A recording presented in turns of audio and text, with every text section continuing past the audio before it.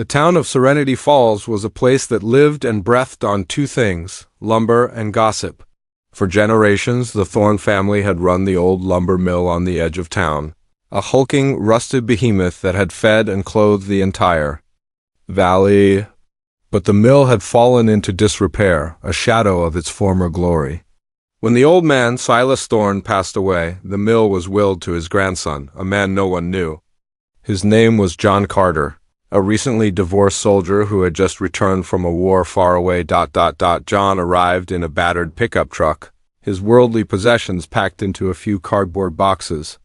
He was a man of quiet movements and tired eyes, the kind of stillness that comes from a life lived in constant motion and constant danger.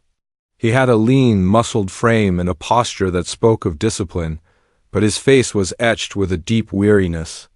The townspeople, a group of tight-lipped people who were quick to judge, took one look at him and decided he was a fool. A fool for leaving the military, a fool for divorcing his wife, and a fool for inheriting the Thorne mill, a place everyone knew was a worthless wreck. Our mockery was not loud or cruel. It was a subtle, constant thing.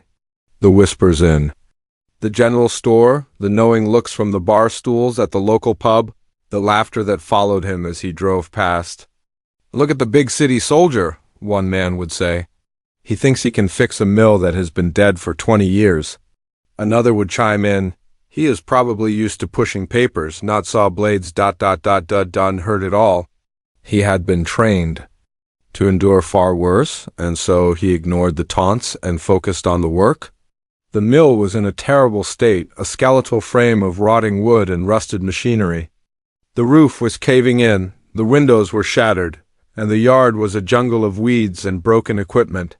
It was a monument to decay, and John felt a strange kinship with it.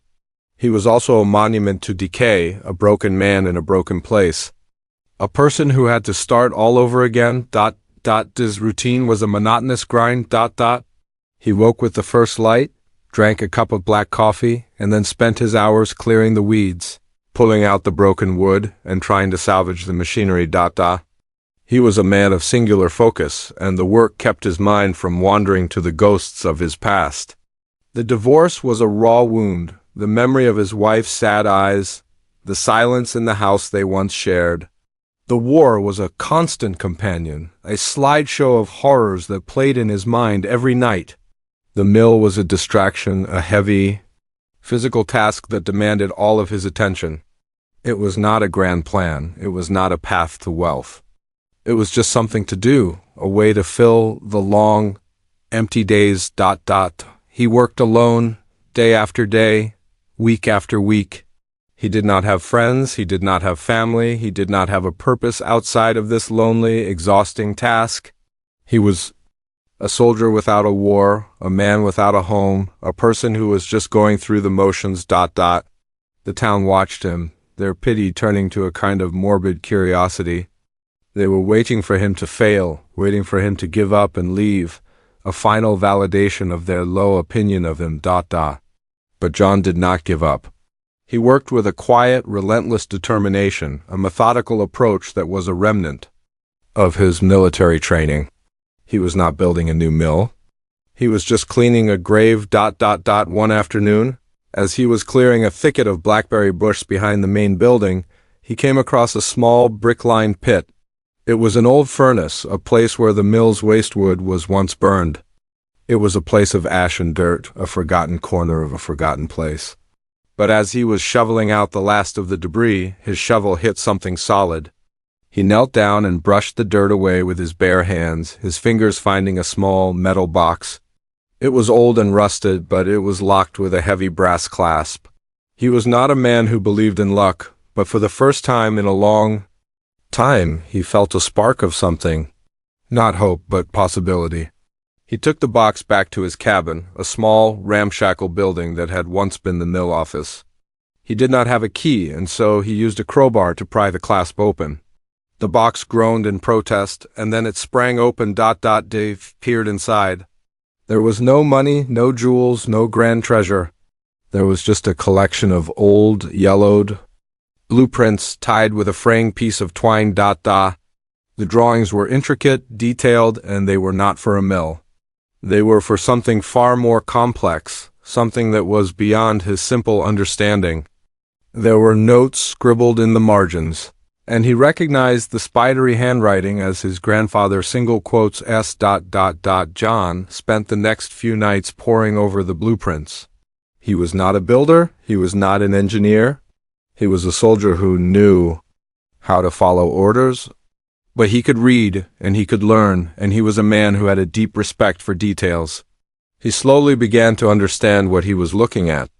The blueprints were for a revolutionary new kind of saw, a machine that was not powered by steam or electricity, but by something else, something that seemed to defy the laws of physics. The schematics were for a perpetual motion machine, a device that could create energy from nothing. It was an impossible idea, something out of a science fiction novel, and he was not a man who believed in fantasy, but the notes, the drawings, the endless calculations, they were real. He was not sure what to do. He was a man of action, a person who lived in the real world, and this was not real. It was a fever dream, a delusion from an old man who had lost his mind. He was a soldier, and he knew a trap when he saw one. But the notes, the calculations, the sheer complexity of it all, it seemed too real to be just a fantasy. He decided to consult an expert. He found an old engineering professor at a nearby university, a man who was known for his eccentric brilliance and his willingness to look at the impossible. The professor, a man named Dr. Alistair Finch, was a kind, white-haired man who had spent his life in the pursuit of knowledge. He took one look at the blueprints, and his eyes widened. He did not laugh, he did not scoff.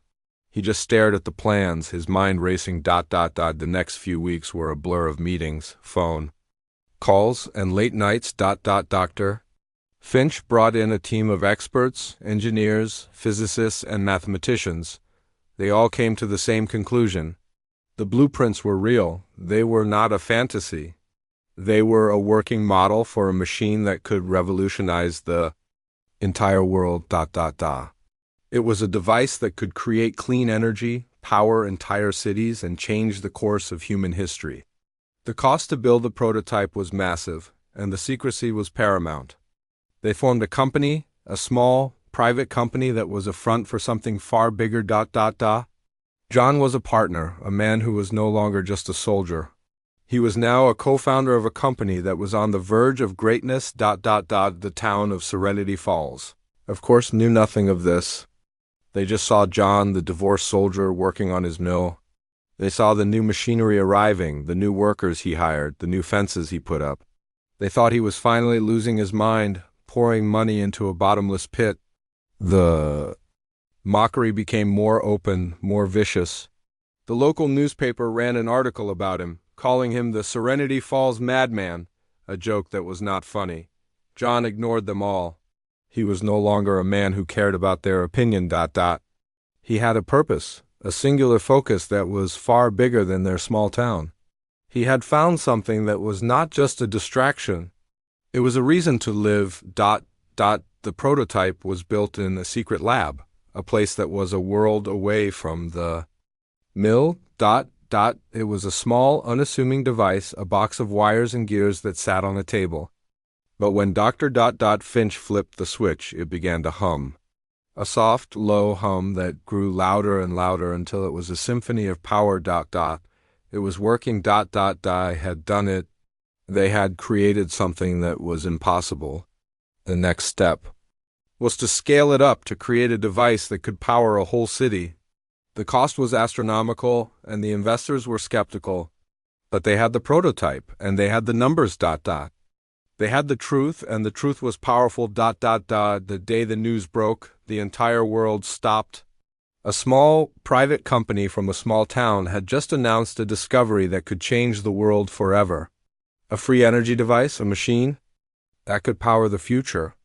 The news reports were filled with the story, the details of the prototype, the science behind the invention. And they all mentioned the man behind it all, the divorced soldier from Serenity Falls, the man who had inherited a rotten lumber mill and had found a secret that was worth more than a fortune. The estimated value of the patent was astronomical, a staggering $99 million. The town of Serenity Falls was in a state of shock. The mockery, the laughter, the whispers, they all died on their lips. They had mocked a man who was now a hero, a man who had a secret that was worth more than their entire town. The local newspaper, the very paper that had once called him a madman, now ran a front-page story with the headline, "Our town's hero, from soldier to savior, ... The article was filled with apologies and praise, a desperate attempt to rewrite history. John did not read it. He was a man who did not care about a piece of paper. He had a purpose, and he was living it. He did not become a new man overnight. He was still a soldier, still a man who had seen too much. But he had a new sense of peace, a new sense of purpose. The mill, once a symbol of decay, was now a monument to hope. He was not a man who needed money or fame. He was a man who had a mission to change the world. The people of Serenity Falls, who had once feared and mocked the veteran in his old cabin, now saw him for what he was, a man who had found a secret that was worth more than a fortune, a man who had found a reason to live, a man who had found his way back home. And as the sun set over the mill, a golden light fell on the man who had been a fool and who was now a hero. He was a soldier, a survivor, and a man who had a secret. And the secret was that he was finally home. The secret was that a life could be rebuilt, a world could be changed, and a man could find his purpose again. The secret was that a rotten old mill was not a worthless ruin, but a treasure chest of hope.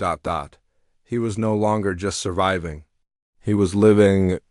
He was a man with a future, and his future was a beautiful thing.